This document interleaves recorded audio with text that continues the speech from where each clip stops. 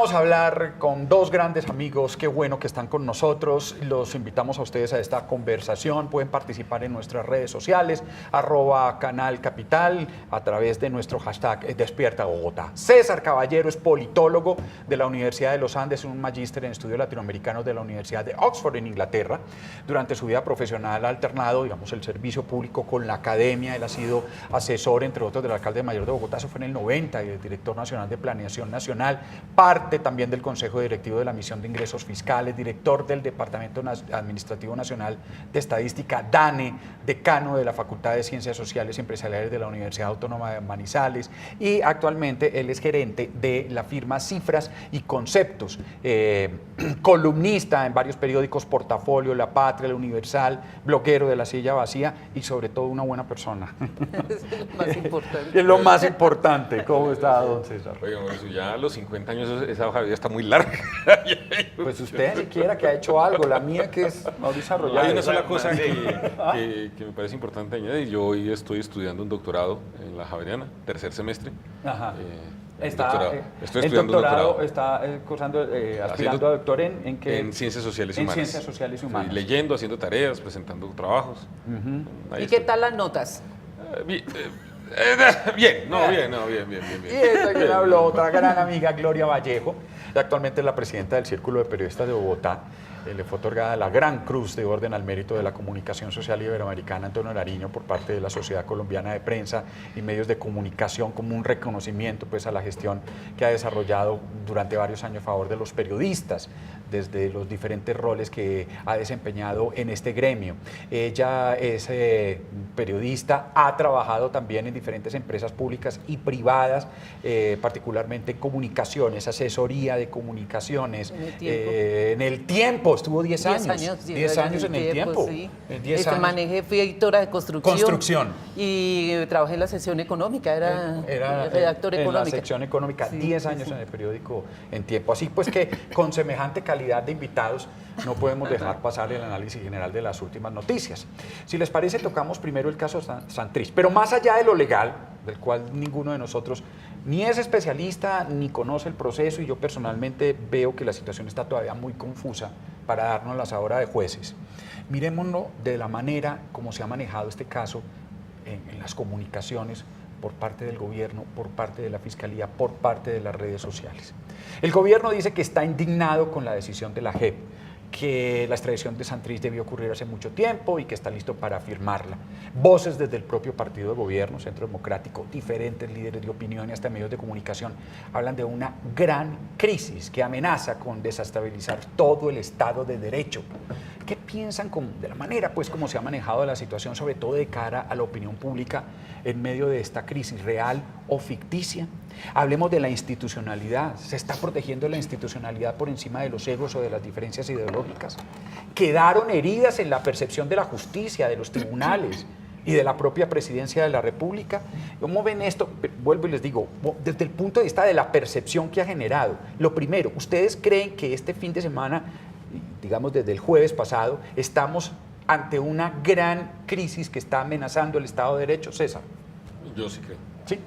Sí, yo creo que sí estamos ante una crisis muy profunda, pero no por el tema de Santrich ni por el tema de la JEP, sino por el segundo tema que usted va a abordar, que es el tema, yo veo una enorme división dentro de las fuerzas militares. Yo veo que esto, pues digamos, lo que denunció el New York Times y el audio que salió en la noche de ayer yo aspiro que no sea un general, pues porque es una persona que no articula bien sus palabras. Pero voy a ir a esa es la crisis. Vamos a hablar ahorita del otro tema, Times, pero el otro tema, yo creo que digamos, salvo algunos congresistas que a mi juicio no son muy responsables en sus declaraciones, yo creo que el gobierno ha actuado bien, ha dicho lo que piensa, pero ha dicho, mire, yo acato lo que está haciendo la JEP, el procurador ha dicho voy a hacer la apelación, la Fiscalía tomó la decisión de abrir un proceso a Santrich en Colombia, y me parece que en la medida en que se respeten los procedimientos institucionales y si hay pruebas de que Santrich, como parece que están apareciendo, pues la siguiente pregunta es si las pruebas son legales. Yo sí quisiera vivir en una sociedad donde el debido proceso se respete, es lo que yo quisiera, pero digamos que yo creo que en ese caso no hay una profunda crisis.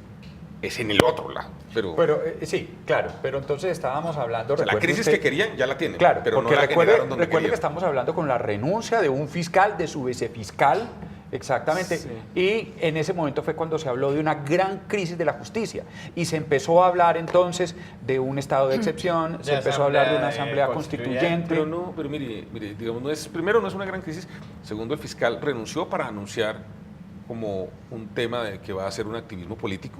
Eso ya le había pasado a Alfonso Valdivieso, que creía que podía ser presidente y renunció para ser presidente.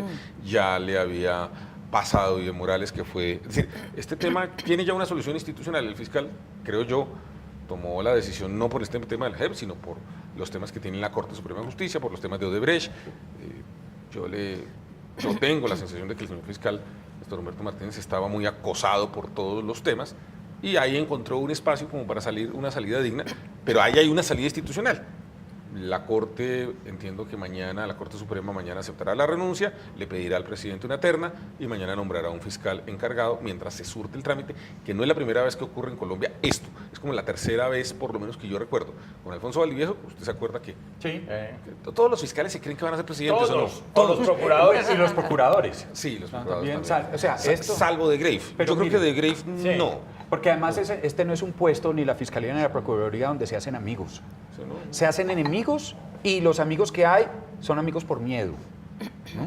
Sí. Gloria, ¿qué piensa de esta situación? ¿Usted ve una gran crisis? No, para nada. Yo creo que sí hay crisis. De hecho, hay una situación difícil, pero crisis que el país se va a ver en una situación, en una hecatombe, de una situación inviable. No. Yo estoy de acuerdo con César que hay dificultades y que ya hemos pasado por situaciones similares, que esta pues sí es grave, pero yo creo que esta situación es más dada por lo novedoso de la situación. Tenemos a la JEP que es nueva, que se está estrenando y que está cumpliendo con su papel. Tenemos un fiscal que tenía cuestionamientos de algunos lados y que estaba pasando por una situación difícil.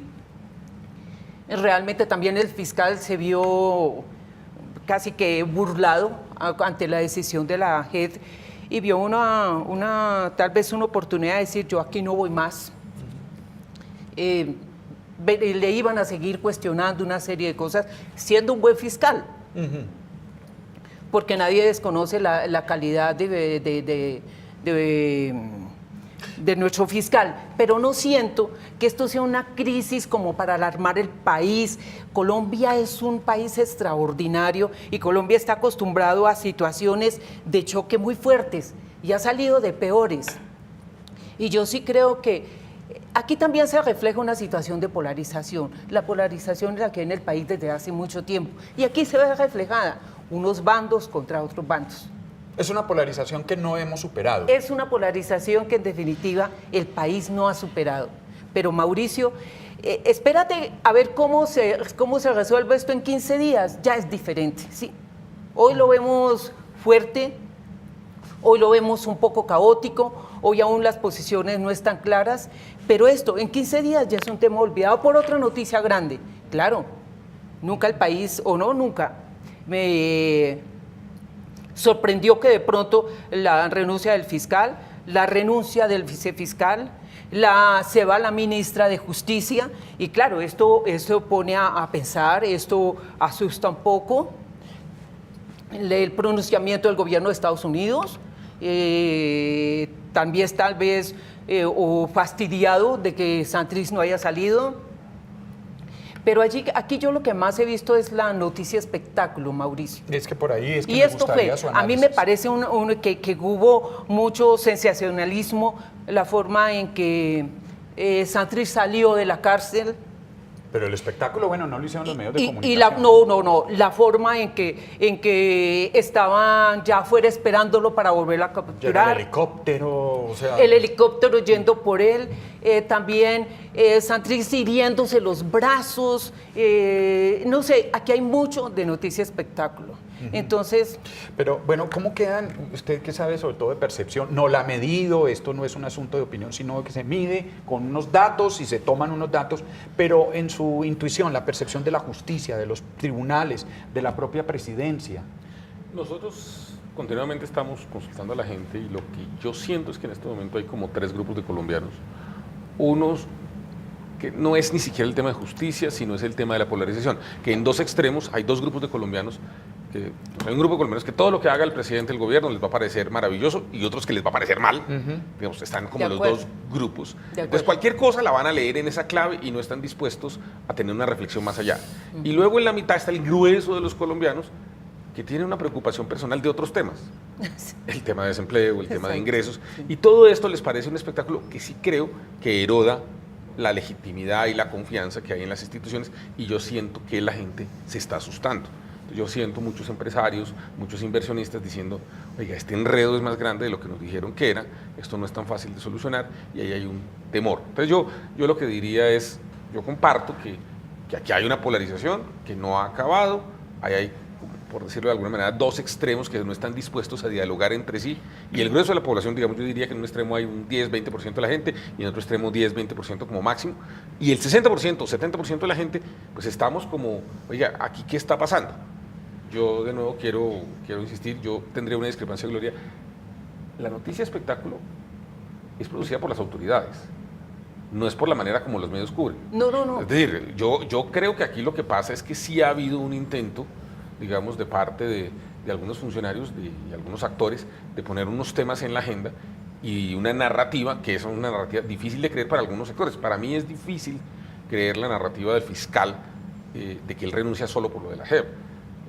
En la sentencia de la JEP están pidiendo la investigación de funcionarios de la Fiscalía por actuaciones en duda. Es clarísimo que la Corte Suprema iba a tomar una decisión sobre los impedimentos del fiscal el día de mañana, que lo que todo el mundo está diciendo es que el fiscal iba a salir muy golpeado.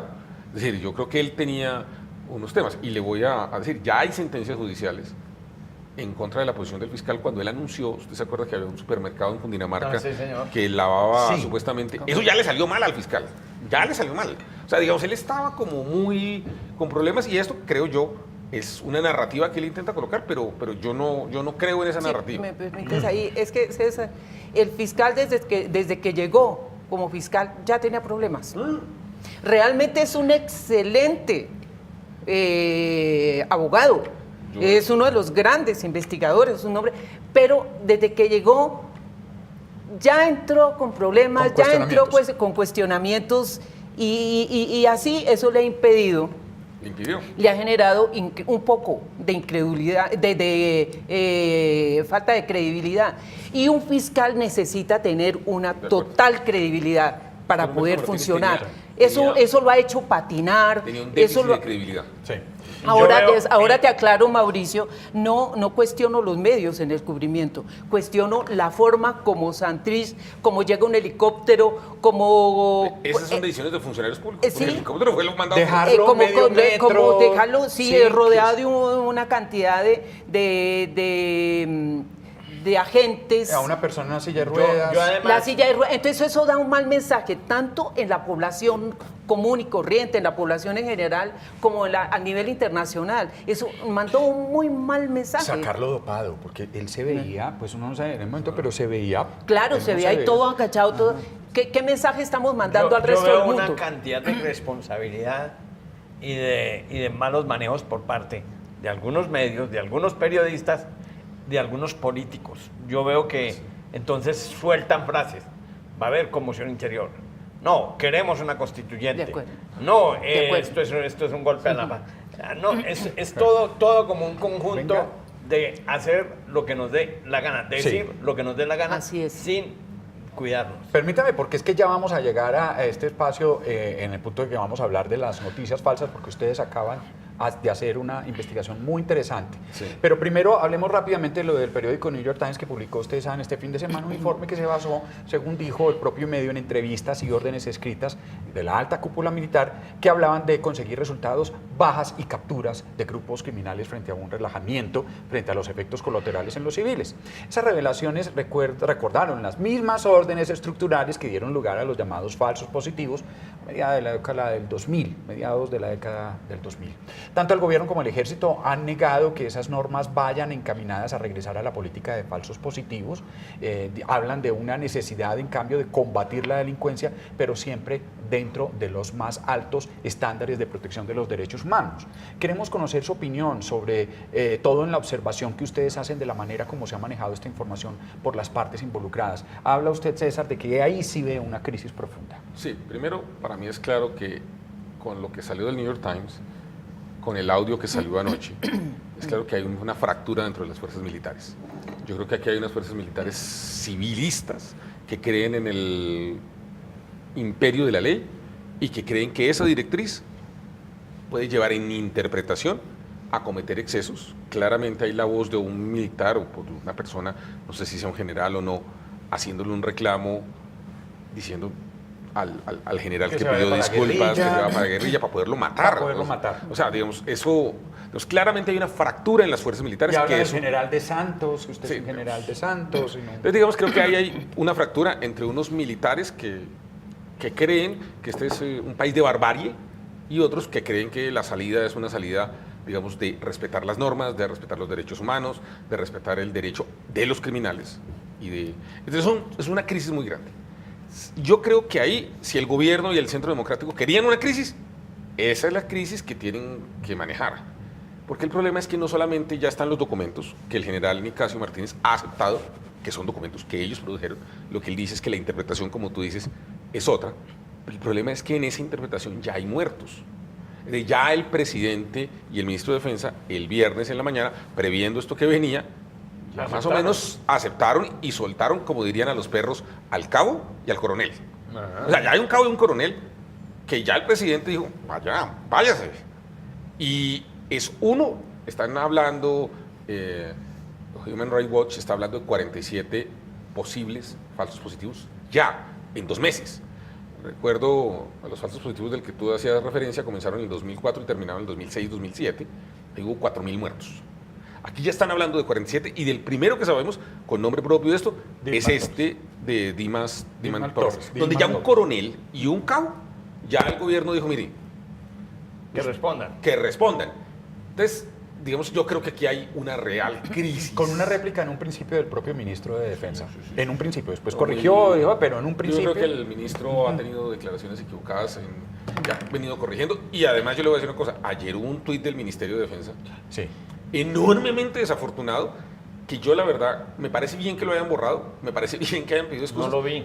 No, pero es que Uy. lo que dijen es que fue un problema de redacción. Yo leí yo leí el tweet y ese tweet no tenía un problema de redacción. Es una Concepción. interpretación. Entonces vuelvo y yo que el general Nicasio debería mirar esto y por lo menos recoger la orden y darse cuenta que en la interpretación ya alguien, un funcionario del Ministerio de Defensa, interpretó la directriz y las palabras del ministro y las palabras del comandante de las fuerzas militares de una manera... Ahora, ¿cómo ve usted, Gloria, esa intención de muchos medios de comunicación y de muchos opinadores de desprestigiar el medio e incluso de obligar, hoy el Le Monde en Francia ya titula, el periodista de The New York Times salió de Colombia? O sea, miren los titulares, mire lo que mira cómo No, y observa. una irresponsabilidad de una senadora Ajá. del Centro Democrático, la señora María Fernanda Cabal, que cada vez es más irresponsable y le fascina ver eso.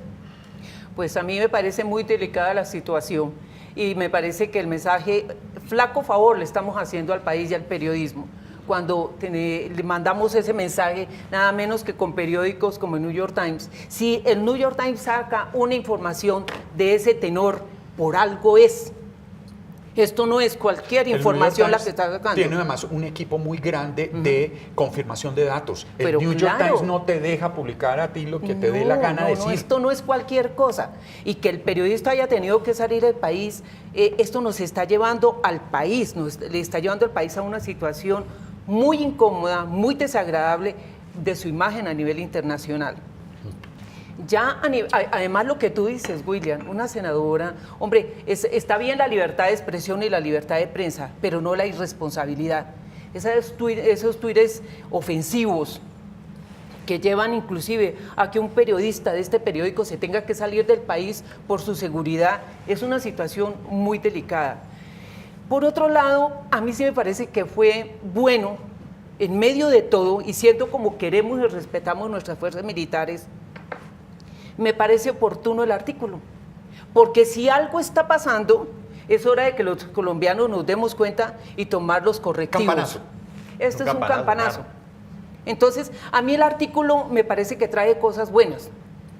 Y lo bueno, queridos compañeros, es que en este caso se aplica el adagio que cuando el río suena, piedras lleva. Y algo está pasando. Aquí muertos ya hay sobre ese tema. Sí, 47.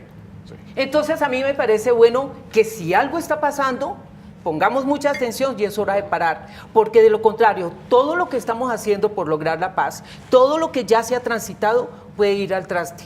Puede ir al traste por cosas como esta. Es muy grave que estemos hablando de que vuelven los falsos positivos. Sobre todo en un momento donde hay un gran cuestionamiento y una gran preocupación por líderes y lideresas sociales. Pero claro. Llama la atención algo. La semana pasada se iba a hacer el debate de la moción de censura al ministro y la propia oposición pidió aplazar porque tenían datos. ¿Qué eran estos? Que eran estos.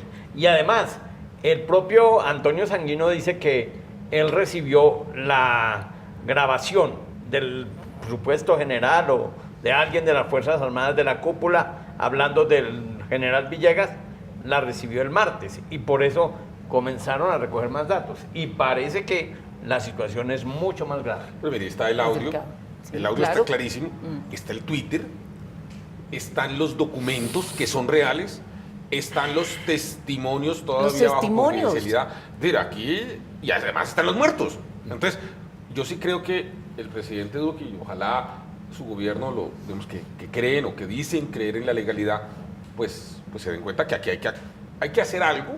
Yo no sé exactamente lo que debería hacer el gobierno, probablemente sí debería retirar esa directiva del Ministerio de Defensa o del comandante, debería mandar un mensaje muy claro. Ya hizo una cosa que me parece importante y es coger al coronel y al cabo y decir ustedes a responder individualmente, que es un mensaje muy importante para todos los militares. Ahora, sí, eso, hay también mensajes muy importantes que se dan en otros países y es la responsabilidad política. En Austria acabamos de ver que hubo una conversación entre el vicepresidente del Congreso o de la Asamblea, desarma el gobierno en Austria y hay que llamar a elecciones anticipadas por una conversación sospechosa que tuvo además grabada en Ibiza, se llama el escándalo de Ibiza. Es decir, este tipo de conversaciones en el país nos hemos acostumbrado a que no pasa nada, nos hemos acostumbrado a que nos dicen, nos salen con un, a limitarnos con un discurso, a decir, eso no llegaremos hasta las últimas consecuencias, eso no es lo que fuimos malinterpretados, es decir, la sociedad se acostumbra cada vez a ser más permisiva, ¿no? Sí, de acuerdo. Es que lo que les digo, es importante esto que nos ha pasado en cuanto al New York Times. Es importante porque asombra, aterra que vayamos otra vez a lo mismo y tal vez peores situaciones. El exterminio indiscriminado, el acabar con los que no se está de acuerdo, el mostrar resultados absurdos. No necesitamos esos resultados, no necesita, las fuerzas militares no necesitan demostrar ese tipo de efectividad, por ahí no es con el control, es con el apoyo a la población, es con el cuidado a la población, no con unas órdenes ahí extrañas que, como reitero, las fuerzas militares, inclusive en las encuestas, te das cuenta que va muy bien y queremos que eso, nuestras fuerzas militares sigan siendo respetadas y sobre todo tengan credibilidad. Así que sí es importante que el gobierno examine esta situación y si algo se está cocinando y si algo se está fraguando, se pare ya, porque eso no lo va a permitir la población, no lo podemos permitir. Bueno, el siguiente tema está a la orden del día. Hemos tenido unos días, ya vimos, muy agitados noticiosamente. Pero se acabó Game of Thrones. Se acabó Game of Thrones, importantísimo, exactamente. Yo no la he visto, pero es importante. Sí, yo tampoco, yo no he visto ni el primer capítulo. Usted Yo tampoco, no. me pasó y No, vi no. yo no he podido pasar del primer capítulo. ¿Qué hago? A mí me aburre. Yo sí la vi Sí, completa. y es que es buenísima. la La disfruté, yo la gente, disfruté. la gente dice que es una locura, que esto no paran, que eso da una suerte de adicción. Sí. Yo no he podido, soy inmune. ¿Y usted Bueno, tampoco no ha podido? no, yo puedo. tampoco. Pero bueno, No, no. en todo caso, mientras más y más agitadas sean las noticias, más cabida hay para que reine el imperio de las noticias falsas. Yo por lo menos leí que habían declarado la conmoción interior, que Santrich ya había sido extraditado sin decirnos, que el líder guerrillero había muerto, que Nicholas Casey, periodista de New York Times, que publicó la información sobre esta política de fuerzas militares contra la delincuencia, era un guerrillero de las FARC. De hecho, tuvo que salir del país. Que le habían pagado. Que le habían pagado por hacer el informe. Que la JEP era la prueba de que en La Habana se había pactado un narcogobierno para Colombia. La firma Cifras y Conceptos, de quien tenemos aquí a su gerente César Caballero, presentó hace poco un estudio y tenía dentro de uno de sus módulos uno dedicado al comportamiento de las noticias falsas en las redes. Esa encuesta mostró muchas cosas, por ejemplo, como que el 67% de los colombianos compartimos noticias por las redes sociales, pero solo el 27% chequea con otras fuentes antes de compartir esa información. El 71% de los encuestados se ha dado cuenta de que ha difundido noticias falsas luego de haberlo hecho. ¿Cuáles son las razones para ser blanco de esa información mentirosa? Estamos desactualizados de lo que pasa diariamente. Solo leemos los titulares o lo que queremos leer, peor aún. Utilizamos medios que no nos ofrecen garantías de verificación y seriedad, pero ni siquiera nos tomamos el tiempo para cuestionarlos. ¿Qué dice ese estudio así en líneas generales, César? No, es un muy buen resumen. Yo quiero contar, Beatriz Vallejo, que no es familiar tuya porque es perirana, está haciendo su maestría en Londres, y ella es la persona, está haciendo su tesis de maestría sobre estos temas, y ella es la persona que de unos experimentos que se están haciendo en Europa, en Inglaterra, Sí. nos propuso hacer este módulo de noticias falsas, y lo hicimos en colaboración con ella. Las preguntas que hicimos. Aquí un poquito el tema es tratar de entender, en un mundo donde hay tanta información y donde el tema de noticias falsas se vuelve cada vez más recurrente, qué tan conscientes son las personas de que ese fenómeno existe. Y los datos que tú acabas de mostrar, Mauricio, pues son contundentes. La gente es consciente, el 71% es consciente de que ha ayudado a difundir noticias falsas, obviamente sin darse cuenta, y luego hay unos porcentajes mucho menores de los que corrigen esos temas, y obviamente yo creo que ese es un fenómeno que está afectando un poco a está afectando mucho a la sociedad contemporánea, no solamente colombiana, como digo, esto es un fenómeno global, y yo creo que parte un poquito del propósito que nosotros teníamos era alertar y dar elementos de juicio, decir, en Colombia se necesita hoy lo que yo llamo curadores, así como hay curadores en los museos que le dicen a uno cuáles son las obras que hay que mirar y en qué narrativa hay que mirarlas, yo creo que se necesita curadores de noticias que se llaman desde hace mucho tiempo periodistas. Es decir, yo creo que parte de la responsabilidad que tienen hoy los medios y los periodistas es de alguna manera ser los curadores de esa avalancha de noticias y tratar de decirle a la gente, distinguir, venga, cuáles son las noticias que son reales, cuáles son las que son falsas. Y ese es un oficio que desde hace mucho tiempo se conoce como el oficio del periodismo. Gloria sí que nos tiene mucho que aportar, ¿no? Varias periodos siendo la presidenta del Círculo de Periodistas de Bogotá, varios premios CPB bajo su, digamos, sobre su organización, sobre su resorte, es decir, entonces ahí, por ejemplo, esto de las noticias falsas, porque es que hemos leído unas cosas, que contribuyen nada más, ya bien complicada que es la situación real, no para, digamos, los hechos, Sí. pero la interpretación de los hechos sí que nos complican más. Sí, es que la irrupción de las nuevas tecnologías, el Internet, que es la mayor revolución, yo creo que hemos tenido en la historia, es algo apabullante, pues viene de la mano con toda esta situación. Las noticias falsas tienen diversos frentes. Las noticias falsas se utilizan para generar una condición, se utilizan para las fuerzas oscuras, para delinquir, algunos politiqueros para buscar sus intereses a favor Es decir, las noticias falsas se están utilizando para una cantidad de intereses. Entonces, Es decir, hay sectores que tienen intención clara de enviar noticias falsas. no, esa es una empresa, eso es una industria. Las noticias falsas no son tan inofensivas, tienen diferentes propósitos, depende del ángulo y depende del sector de donde vengan. Entonces sí hay que tener muchísimo, demasiado cuidado. Ahora mismo entramos en un proceso electoral. Cuando ¿sí? se habla de demasiado cuidado, ¿de qué se trata? ¿De que también existe una responsabilidad del ciudadano o es una responsabilidad solo del periodista de confirmar la fuente de la cual vino esa información y ojalá contrastarla? Es que mira, Mauricio, ya los periodistas somos conscientes de la responsabilidad que tenemos. Ahora toca mirar que los demás, que la ciudadanía sea consciente de qué vale la información que consume.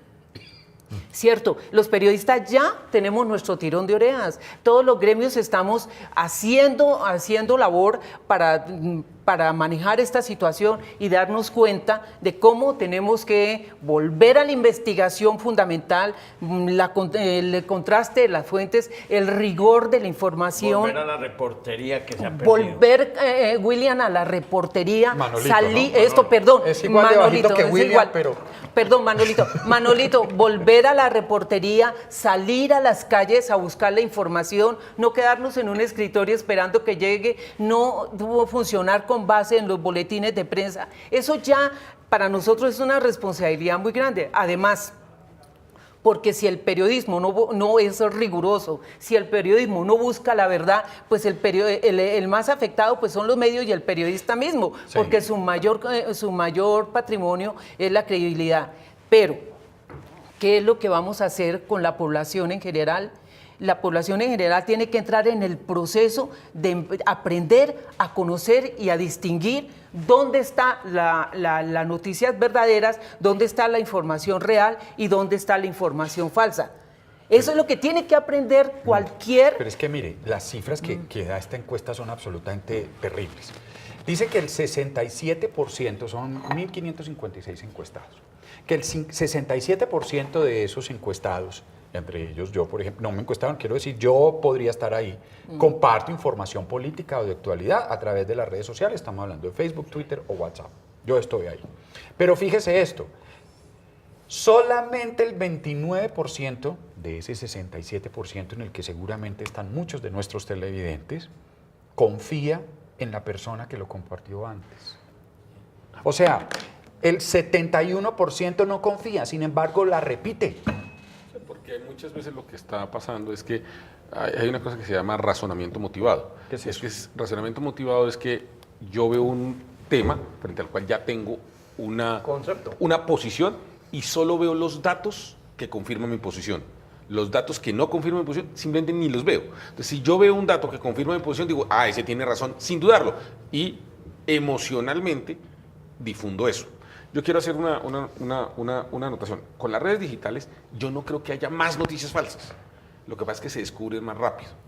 Y hay una cosa muy bonita. Ustedes se acuerdan que durante la Edad Media, todos los estados reconocían que el Imperio Europeo tenía una tutela, el Papa tenía una tutela. Sí. Esa tutela fue dada por el emperador Bizancio, Sí. que lo entregó. El edicto de Y Milán. 800 años después se encontró que era falso. El edicto de Milán, que O siempre... sea, sí. nos demoramos 800 años en encontrar que era falso, pero era falso. Digamos, lo que pasa es que ahora es mucho... Yo sí creo que los que son propagadores de noticias falsas, algunos políticos como los que tú mencionaste... Hay otra noticia falsa, como que Matusalén vivió 900 Pero- años y la recoge pero- la Sí. Asamblea de Antioquia. Ahora, lo que sucede es que ya es más fácil, digamos, yo creo que hay muchos ejercicios, a mí me gustan ejercicios que como se hacen de chequear si lo que usted dice es cierto o no es cierto, y eso cada vez sucede más rápido. Claro, obviamente las redes sociales están llegando a muchas más personas. Por favor, César, es que ahora casi 48 millones de colombianos fungen de periodistas. Por favor, ahí sí me aparto un poco de ti, de que las redes no han traído una multiplicación impresionante de noticias falsas porque es lo que muchos estaban necesitando. Es decir, antes cuando para poder dar información de ganarse una batalla que no se la ganaron, duraban meses y hasta años recorriendo a caballo para llegar al sitio para difundir una información falsa. Ahora se hace en fracciones de segundo. Ahora coges... Pues te concedo eso. Claro, eso es... Pero también la contraparte es que también se descubre más rápido las noticias falsas. O sea, sí, aceptado que hay una gran difusión de noticias falsas, sí, corrijo eso. Pero también, yo creo que es que hay también un mecanismo de contrapoder en ese sentido para descubrir las noticias falsas más rápido. Sí, Mira, claro. sí, para que eso sea así, estamos hablando de la población en general. Sí. Y yo sí creo que lo que se necesita para empezar a saber qué es noticia falsa y qué noticia falsa es criterio. Sí. Y para tener criterio tienes que tener información. ¿Sí? Entonces hay que tener información, hay que enterarse, hay que recurrir a los medios reconocidos, ¿sí? Hay que dudar de titulares sensacionalistas, hay que, pues sí, averiguar, pero sobre todo hay que tener criterio. El Pero criterio es lo que nos ayuda. El problema de lo que yo recojo de lo que dice César es que la gente hoy en día se informa a través de las redes y las redes son, hoy en día es un mecanismo que fácilmente a usted le vende noticias falsas, pero además contribuyen a eso, perdónenme la expresión, contribuyen a eso son los políticos, los periodistas que son expertos en noticias falsas. Y eso ahí me da culpa de los periodistas, muchos de ellos lo hacen. La semana pasada yo vi a un periodista por ahí que es maltratador, por ahí escribiendo cosas falsas. Y él sabía que era falso, pero lo escribía porque siente aplausos en un sector de la población. Manolo. Perdóneme un momentico, Sí. Gloria. Y lo segundo, vienen los políticos. Los políticos son igualitos, todos no les importa nada. Y eso no es de crearle criterio a la gente. No, eso es de que la gente confía en esos tipos o los sigue o los apoya y dice, este es, y si lo dice este es porque es así. Y si lo dice esta señora es porque es así. Extradítenlo. Ah, no, eso si lo dice ella es que es así. No, hombre, Manolo, en esa responsabilidad claro, tenemos que ser, los periodistas tenemos que tomar la decisión de saber qué es bueno, qué es malo y tomar. Yo te digo una cosa, se entiende en la población en general que pueda creer una falsa noticia, se comprende, es normal que lo crean, pero en un periodista no.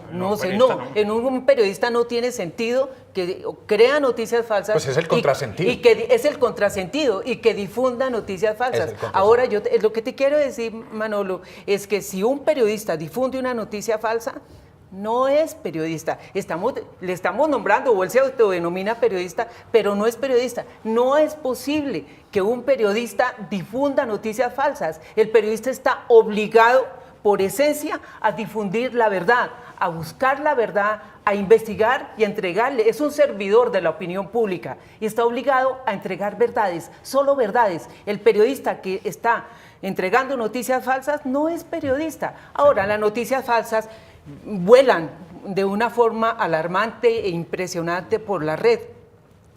Y yo vuelvo y digo, es cuestión de criterio, pero uno no puede culpar del todo a la población. Este es un proceso, estamos como con una golosina en la que estamos fascinados con ella y es relativamente nueva en la historia de la humanidad y estamos en el proceso de aprender. Ahí vamos. Mire, el 67% de estos encuestados dice que comparte esta información y el 36% comparte esa información, solo el 36% dice cuando fue publicado por un medio de comunicación reconocido. Pero ahí está pasando una cosa, César, con la percepción de los medios de comunicación reconocidos. Ha habido errores de los medios de comunicación reconocidos y ha habido también mucha desconfianza y campañas de desconfianza, orquestadas o no, contra esos medios de comunicación reconocidos. Total, no sé si hay confianza o no frente a ellos. Pero fíjese usted el caso de lo que acaba de suceder con The New York Times. Yo no puedo decir, o sea, cuando The New York Times se equivoca, lo asume y asume unos costos muy altos y muy grandes. tanto no quiere equivocarse que tiene un departamento, yo no sé conformado por cuántas personas, para verificar cada dato. Si usted escribe, tiene el privilegio de escribir en el New York Times, su artículo se lo devuelven 5 o 6 veces porque dice, esto aquí no lo pudimos comprobar. Me muestra la prueba y se lo publicamos. Sí. Exactamente. Entonces, fíjese usted, desde la alta política, desde los opinadores en contra, en esta buscamos desprestigiar a los medios de comunicación reconocidos. Sí, digamos, aquí hay unos medios que yo creo que son bastante responsables. En Colombia yo veo ejercicios de autocrítica muy importantes, veo que digamos, canales como este tienen un defensor del usuario, digamos, hay unos mecanismos. Sin embargo, en la población ha empezado a correr, digamos, un tema y es la asociación de los medios con los poderes económicos. Y con los propietarios. Y con los propietarios. Entonces, digamos, uno de los temas que hay que ser consciente, que no es un tema solamente colombiano, sino internacional, es que en la medida en que los medios dejaron de ser, porque económicamente no están pudiendo hacerlo, el New York Times encontró una fórmula, creo que son 42 millones de suscriptores por Internet. Así es, sí. Ese creo que es el número que ellos están mencionando. Eso es una fórmula, pero el grueso de los medios no lo logran, entonces han tenido que buscar aliados de poder económico. Entonces usted hoy ya tiene, por ejemplo, en el caso colombiano, una gran cantidad de medios respetables y muy importantes que yo confío en su línea editorial, pero que frente a la ciudadanía, por ser propiedad de un grupo económico, empieza a cuestionarse, digamos, el nivel de neutralidad o de, digamos, de parcialidad o no del medio. Esa es, digamos, una cosa que es un dato claro, es un dato objetivo y la gente de alguna manera tiene una duda sobre eso. Yo creo que es responsabilidad de los medios mantener un ojo abierto para corregir cuando se equivocan. Yo voy a mencionar uno, digamos, yo creo que lo que hace Fidel Cano, que pertenece a un grupo económico, El Espectador, pero lo que hace Fidel Cano, que ha reconocido en sus editoriales problemas del Espectador. Es muy autocrítico. Y es muy autocrítico. Yo Cada creo que semana hace como un consejo de redacción. sí, y eso me parece que es un tema muy, muy importante, porque lo único que hace es aumentar la credibilidad del diario, a pesar de que siga siendo propiedad de un grupo económico, y eso me parece que es muy importante. Sí. Bueno, miren, ¿cuáles ustedes creen que son las principales razones por ese incremento de difusión de las noticias falsas? El 33% de los encuestados dice que hay una desactualización de lo que pasa diariamente. Apuntábamos a lo que ustedes... Si yo estoy desactualizado, evidentemente, Pues pues soy presa carezco de fácil. criterios, sí, sobre todo, soy presa fácil. Soy presa fácil. Entonces, de sí. pronto me lanzan una cosa nueva frente a la cual yo no tengo el contexto, me la creo y la difundo. Sí, claro, Ahí está. claro, así es. Solo leer titulares de noticias, César. Sí, lo que pasa es que estamos, claro, por la avalancha de noticias estar actualizado es muy difícil, incluso para nosotros. Sí, Digamos, sí. O sea, para todos es muy difícil estar actualizado. Pero para un ciudadano común que tiene que hacer otras cosas, que tiene que vivir, que tiene que estar con su familia, que tiene que trabajar, pues estar actualizado. No, digamos, aquí hay un tema que yo creo que esto fue una irrupción de estos temas de redes sociales, esto es una irrupción. Tú dijiste que nos estamos ajustando y yo creo que en el mediano plazo nos vamos a ir ajustando de nuevo para volver, es como las crecientes de los ríos. Llega la creciente del río, Así pero es. luego el río vuelve a su cauce. En todo lo que nos está Sí, pasando. entonces yo creo que los medios que económicamente logren sobrevivir se van a volver a convertir, digamos, de alguna manera en esos curadores de información donde la gente confía. Nosotros hemos hecho focus groups en donde la gente utiliza una expresión y es: si este medio que es serio lo dice, tiene que ser cierto. Sí. O sea, la gente empieza ya a hacer algunos, no todos, evidentemente la encuesta muestra que no todos, pero ya hay algunas personas que empiezan a decir: mire, yo veo una noticia, si la veo en el medio, Diego, eso puede ser. Y ahí empieza, digamos, lentamente, es una avalancha que tenemos, pero yo creo que en el mediano plazo el río va a volver a su cauce Mauricio, y la importancia de los medios va a ser grande. Sobre lo que tú dices, creo que tenemos que hacer pedagogía. Definitivamente tenemos que hacer pedagogía. Los gremios del periodismo tenemos que hacer pedagogía. Los medios de comunicación también están obligados a hacer pedagogía para enseñar, para aportarle a la ciudadanía cómo distinguir una noticia real de una noticia falsa. Y en ese proceso venimos desde hace poco realmente, porque fue es tal la situación, la gravedad de tanta información falsa, que como dice Manolo, es que la utilizan a los políticos. Yo realmente no defiendo a ciegas los medios, pero defiendo de alguna forma a los medios y obvio defiendo a los periodistas. El periodismo no está interesado en difundir necesariamente noticia falsa. El periodismo está interesado en difundir la verdad porque es lo que le corresponde, difundir la verdad. Pero también hemos tenido que aprender y también estamos aprendiendo que hemos sido víctimas de las noticias falsas. A nosotros también nos meten embuchados. A nosotros también. Sí, claro. A nosotros, ¿o no, Manolo? Sí, claro, es que yo veo los debates en todo sentido. Uno va a un debate al Congreso o al Consejo y veo unos políticos tan mentirosos que yo ya no les creo, yo ya ni les publico nada porque digo, Claro. Este tipo es un mentiroso digamos, profesional, y yo prefiero no decir nada, así está diciendo la verdad. A eso hemos llegado. Muy bien, es que ahora el reto es muy grande.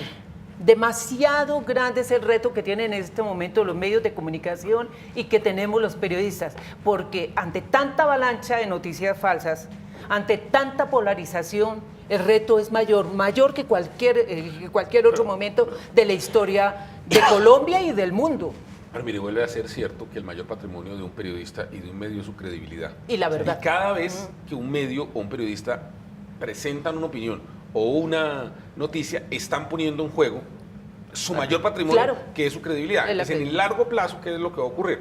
Aquí Manuelito ha hablado de un periodista que es experto, una persona, yo creo que no, tampoco creo que sea periodista, que es experto en temas de inventarse cosas. Ese personaje, su credibilidad no existe. Ese personaje ya uno sabe. Entonces, ese personaje en ese oficio ya empezó a tener un problema de legitimidad y en el largo plazo no va a seguir teniendo salvo los áulicos que tiene por razones distintas. Desde ¿Qué Miami. punto tan importante que estás diciendo? La credibilidad. El periodista que pierda la credibilidad, Perdió todo. el medio que pierda la credibilidad, es decir, que ya no crean en lo que está diciendo porque lo pillaron en una mentira, en 2, en 3, en 1000 mentiras, ese periodista o ese medio perdió todo, porque el mayor patrimonio que tiene un periodista y un medio es la credibilidad. Y mire, y no hay nada de malo con aceptar que uno se equivoca. Claro. Yo veo periodistas que dicen, mire, yo de buena fe estoy tratando de hacer esto por una fuente que no me salió bien, pero el reconocerlo, porque es que los seres humanos somos seres falibles. Y yo creo que en este oficio nadie tiene la certeza siempre. Hay rigor, hay temas, pero aún en esos casos es posible que se cometan errores. Sí. Pero la fórmula siempre es reconocer que se cometen los errores para ir Pero construyendo mire, eso. hay un 20% de las personas que usted encuestó, que esto fue su firma, que dice que creen que el incremento de la difusión de noticias falsas tiene que ver con una ausencia de valores e integridad. Ay, sí creo. Sí, Sí, yo eso creo sí. que los estándares que tenemos hoy, yo les voy a contar una cosa, yo hoy en día estoy un poco preocupado porque yo creo que el estándar de civilidad de nuestra sociedad y de discusiones civiles de nuestra sociedad se ha bajado demasiado.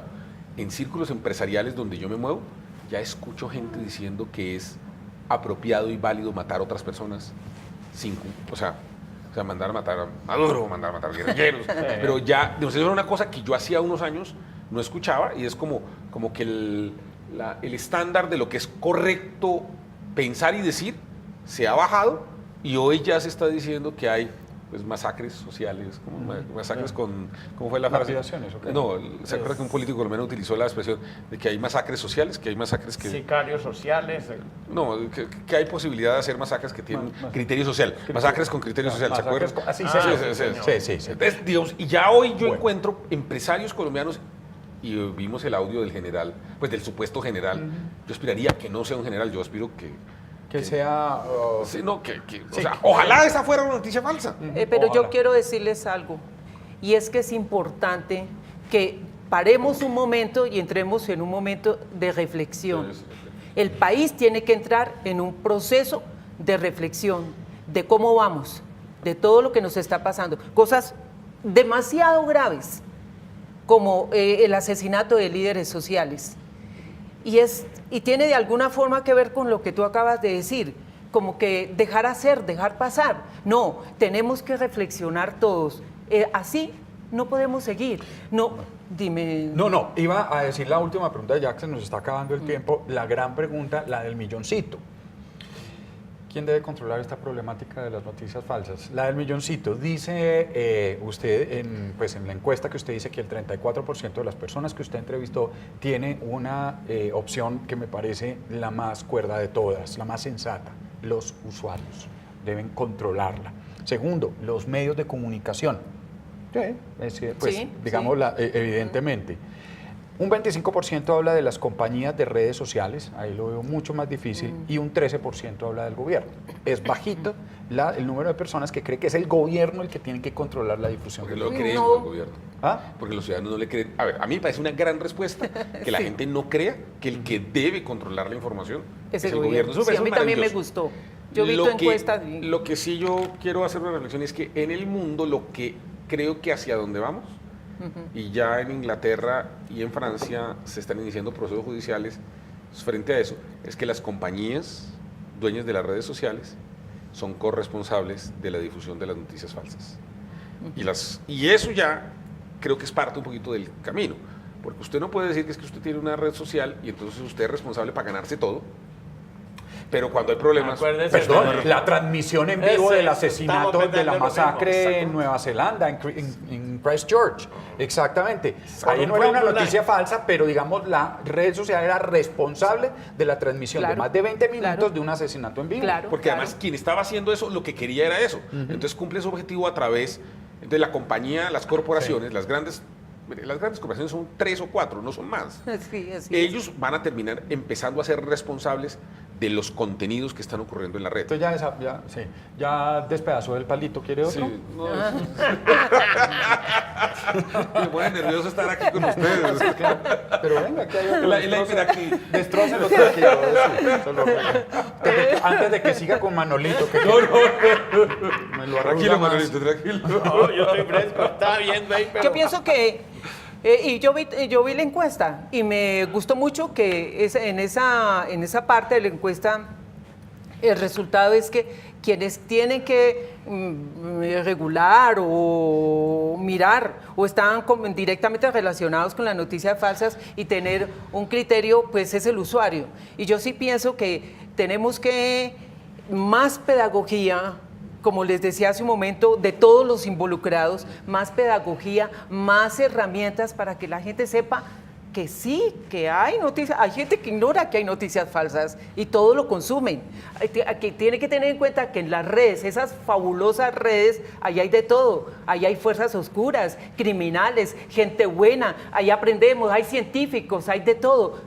Es un momento extraordinario en cuanto a comunicación, yo vuelvo y les digo, es la mayor revolución, pero así mismo trae sus peligros. Entonces estamos en un proceso de saber manejar toda esta avalancha de información y el criterio que tenga el mismo usuario es muy importante. Esto es una cuestión también de criterio y es una cuestión también de los grandes Google, Facebook, de las grandes plataformas que tengan un criterio para sus contenidos en el sentido no de ir a quebrantar la libertad de prensa y la libertad de expresión, sino que no pueden dejar subir todo lo que sea asesinatos que no existen, manipulación, porque esto se convierte en algunos casos en la escuela del crimen. Allí hay demasiados intereses y supremamente peligrosos. Entonces, aquí lo que se necesita es de un criterio en el que estamos todos involucrados, los gremios, los periodistas, los medios de comunicación, la población en general,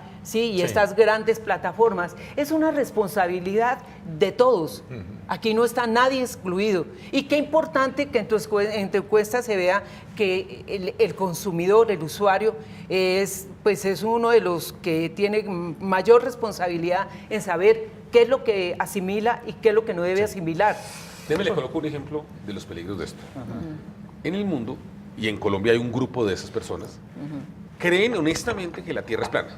Ah, sí, claro. Y ese mismo grupo de personas creen que vacunar a los niños les da autismo. Sí.